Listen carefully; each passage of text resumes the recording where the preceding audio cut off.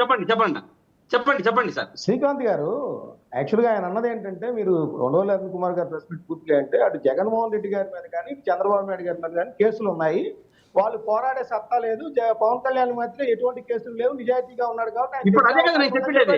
ఇప్పుడు నేను చెప్పేది అదే. చంద్రబాబు నాయుడు మీద మాత్రమే కేసులు ఉన్నాయి అంటున్నారు. అంటే ఇప్పుడు అట్లా కాదు, ఇప్పుడు పోరాడలేదని చెబుతున్నారు.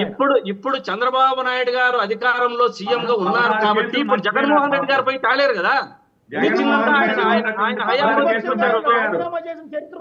అదేనండి నేను చెప్పేది.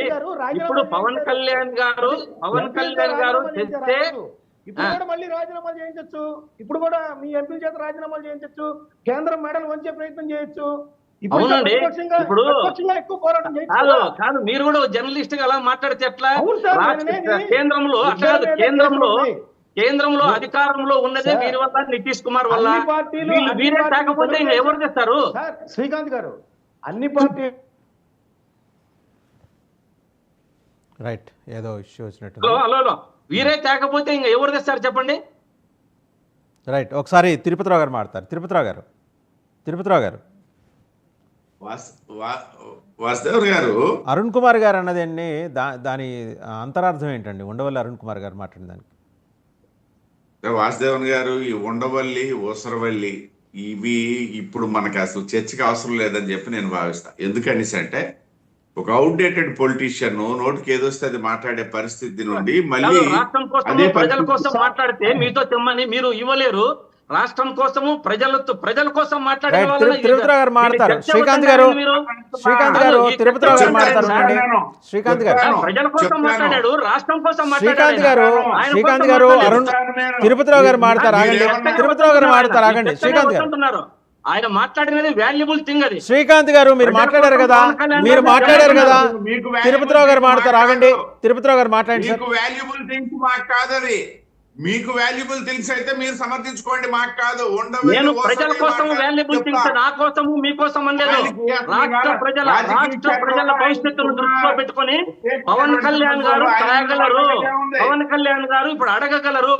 వారి మీద కేసులు లేవు కాబట్టి జగన్మోహన్ రెడ్డి గారు మీరు చంద్రబాబు నాయుడు గారు లేదు కాబట్టి మీరు నితీష్ కుమార్ కి ఇచ్చినంత మీరు ఎందుకు ఇవ్వలేదండి రాష్ట్రానికి? చెప్పండి సమాధానము. ఓకే, శ్రీకాంత్ గారు మీరు ఆగండి, ఆయన మాట్లాడతారు. శ్రీకాంత్ గారు మీరు ఆగండి, ఆయన మాట్లాడతారు.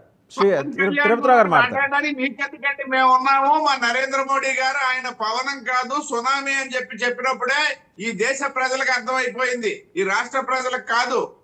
పవన్ కళ్యాణ్ గారి తాలూకా పాత్ర ఏంటనేది ఆయన పవనం కాదు సునామీ అన్నప్పుడు అర్థమైందండి దేశ ప్రజలకి. ఇవాళ మీరు చెప్పేది ఏముంది, ఆ ఉండవల్లి చెప్పేది ఏముందండి పవన్ కళ్యాణ్ గురించి మాకు తెలుసు. ఇక్కడ విషయం ఏంటంటే, ఒకటి వాసుదేవన్ గారు, మనం ఒకటి ఆలోచన చేసుకునేటప్పుడు ఇవాళ ఉండవల్లి సంబంధించి కూటమి ప్రభుత్వానికి ఏవో ఆయన హెచ్చరికలు చేయడానికి ఆయనకు అవకాశం లేదు, సలహాలు ఇవ్వడానికి కూడా అంత అవసరం లేదు. ఎందుకు అంటే నేను ఒకటే చెప్తున్నా, ఇవాళ కేంద్ర ప్రభుత్వం కానీ రాష్ట్ర ప్రభుత్వం కానీ లేకపోతే అటు నితీష్ కుమార్ కానీ ఇటు చంద్రబాబు నాయుడు గారు కానీ వీళ్ళెవరు ఇవాళ ఎన్నికల తర్వాత కలిసి కూటమిగా ఏర్పడి ప్రభుత్వాలు నడుపుతున్నటువంటి పరిస్థితి లేదు. ఎన్నికల ముందు రాష్ట్ర ప్రజలకి దేశ ప్రజలకి క్లియర్ కట్ గా మేము కలిసి వెళ్తున్నాం, కలిసి ప్రయాణం చేస్తామని చెప్పేసి వాగ్దానం చేసి వచ్చినటువంటి వ్యక్తులే వాళ్ళిద్దరు కూడా. కాబట్టి అటు బీహార్కి ఇచ్చేది లేదు, ఇక్కడ ఇబ్బంది లేదు అనేది కరెక్ట్ కాదు.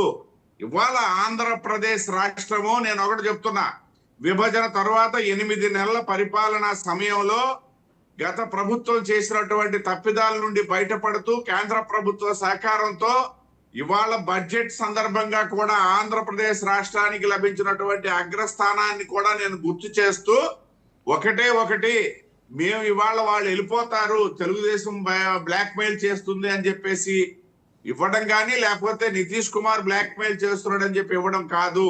ఆయా రాష్ట్రాల్లో ఉన్నటువంటి అవసరాల దృష్ట్యా అక్కడ ఉన్నటువంటి అభివృద్ధి నేపథ్యంలో ఇస్తున్నటువంటిది ఆంధ్రప్రదేశ్ రాష్ట్రానికి అగ్రస్థానంలో నిలవడం జరిగింది. శివపార్తి గారు మాట్లాడారండి ఒకసారి. శివపార్తి గారు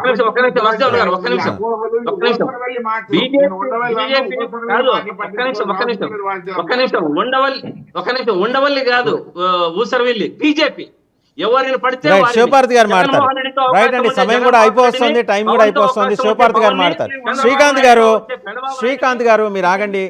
శివపార్తి గారు మాట్లాడతారు. ఎందుకని నొప్పి శ్రీకాంత్ గారు? శివపార్తి గారు మీరు మాట్లాడండి. వాసు గారు చెప్పండి అండి. నిన్న ఉండవల్లి చేసిన అదే ఇప్పుడు నడుస్తున్న సబ్జెక్టే ఉండవల్లి చేసిన వ్యాఖ్యలు. మీ ఇద్దరి మీద కేసులు ఉన్నాయి, మీరు చేయలేరు. చేయగలిగే దమ్మున్నోడు ఒకడే పవన్ కళ్యాణ్. ఆయనకు నిజాయితీగా ఉన్నాడు, ఒక మచ్చలు లేవు కాబట్టి ఆయన ద్వారా కనీసం ఇప్పుడైనా ప్రత్యేక హోదాకి సంబంధించి విభజన హామీలకు సంబంధించి చేయించుకోవాలి అని ఆయన చెప్పారు. మీరేమంటారు? ఇప్పుడు ఆయన ఇంతకు ముందు కూడా మాట్లాడారండి దీని గురించి. అంటే పవన్ కళ్యాణ్ గారు బీజేపీని అడిగితే అవుతుంది, పవన్ కళ్యాణ్ గారు అంటే అప్పుడు ఏ అధికారంలో లేనప్పుడే అన్నారు పవన్ కళ్యాణ్ గారు అడగాలి. పవన్ కళ్యాణ్ అంటే ఆయన విభజన అప్పుడు ఆయనే ఉన్నారు కాంగ్రెస్ పార్టీలో, ఆయన అప్పుడు ఏం చేయలేకపోయారు. తలుపులేసి విభజిస్తుంటే కూడా ఏం చేయలేకపోయారు. తర్వాత వచ్చిన దగ్గర నుంచి ఏదో ప్రెస్ మీట్లు పెట్టి ఆంధ్ర రాష్ట్రానికి తరపున నేను మాట్లాడుతున్నా, బుక్ వేసా అంటారు. సో ఆయన వంతుగా ఆయన గొంతు వినిపిస్తున్నారు. ఓకే, ఆంధ్ర రాష్ట్రం కోసం మాట్లాడుతున్నారు. పవన్ కళ్యాణ్ గారు ఎప్పుడు ఉక్కు పరిశ్రమ గురించి కానీ, విశాఖ ఉక్కు గురించి కానీ, రాష్ట్రానికి సంబంధించిన అన్ని విషయాల గురించి కూడా ప్రస్తావిస్తూ ఉంటున్నారు. ఇక్కడ కొన్ని అంటే ఇప్పుడు ఏంటంటే వాళ్ళిద్దరు చేయలేరు, పవన్ కళ్యాణ్ గారు మాత్రమే చేస్తారు అంటే ఉన్న పళంగా ఒక పెద్ద బండం తీసుకొచ్చి ఆయన నెత్తి మీద పెట్టి నువ్వు చెయ్యి ముందుకు అర్జెంటుగా బీజేపీతో గొడవపడు అన్నట్టుంది ఆయన చెప్పే విధానం. అంటే ఇప్పుడు పవన్ కళ్యాణ్ గారు అడక్కలరు, బీజేపీ కేంద్ర ప్రభుత్వాన్ని అడక్కలరు. అది ఎలాగా గొడవ పెట్టుకోమని చెప్తున్నాడు ఆయన. గొడవ పెట్టుకుంటేనే చేస్తారా? పెట్టుకోకపోయినా కూడా చేస్తారు కదా అడిగితే. ఇప్పుడు విశాఖ ఉక్కు గురించి కూడా అడిగారు, ఎలా చేశారు వాళ్ళు?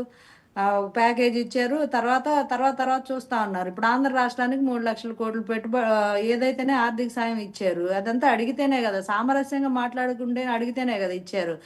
అలా ఆయన కాకపోయినా ఇందాక తిరుపతిరావు గారు చెప్పినట్టు ఆంధ్రప్రదేశ్ అవసరాల రీత్యా ఆంధ్రప్రదేశ్ అభివృద్ధి చెందాల్సిన అవసరం ఉంది కాబట్టి అన్ని రాష్ట్రాలతో కంపేర్ చేసినప్పుడు ఖచ్చితంగా వెనకబడి ఉన్న రాష్ట్రానికి చేయూత ఇవ్వాల్సిందే కేంద్ర ప్రభుత్వం.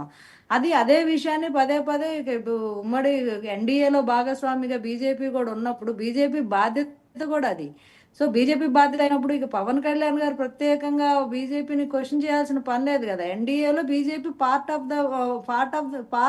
ద పవర్ అన్నమాట. అప్పుడు అలాంటప్పుడు మనం ప్రత్యేకంగా పవన్ కళ్యాణ్ గారు చేయాలి అని అనడం ఆయన మీద ఏదో కుట్రపూరితంగా ఆయన ఏదో ఒక చట్రంలో ఇరికించే ప్రాసెస్ లాగా అనిపించింది తప్పితే ఆయన ఏదో ఆయనకి చెప్పండి అనేలాగా అనిపించాల. సో కుట్ర యాంగిల్ కనిపించింది ఇందులో మస్తాన్ గారు. నిజమేనా? ఉండవల్లి ఈ వయసులో కూడా కుట్రలు చేయగలరా? గారి మీద ఆయన అలా అడగడం తప్పులేదు, ఎందుకంటే ఆయన నిజాయితీ అలాంటిది. ఇప్పుడు ఆయన మచ్చలేని రాజకీయాలు చేస్తున్నారు కాబట్టి. అయితే నేనేమంటానంటే ఇప్పుడు ఆయన కూటమిలో భాగస్వామిగా ఉన్నారు కాబట్టి కొన్ని మొహమాటాలు ఉంటాయి, కానీ రాష్ట్రం కోసం అడగడంలో తప్పు లేదు ఆయన దానిలో. అయితే నేను ఒకటంటాను, సోనియా గాంధీ లాంటి పెద్ద ఇటలీ నుంచి వచ్చిన వనితను ఎదిరించిన జగన్మోహన్ రెడ్డి గారు నరేంద్ర మోడీ గారి మెడలు వంచి ఇప్పుడు తెచ్చే అవకాశం ఆయనకు ఉంది. ఆయన పోరాటం చేయొచ్చు ప్రతిపక్షంగా. నరేంద్ర మోడీ గారిది బీజేపీ మెడలు చేసేసి ప్రజల్లో ప్రత్యేక హోదా కోసం, విభజన హామీల అమలు కోసం ఒక పోరాటం చేస్తే ఒక స్ఫూర్తిదాయకంగా నిలిచిపోతారు జగన్మోహన్ రెడ్డి గారు అనేది నా ఉద్దేశం.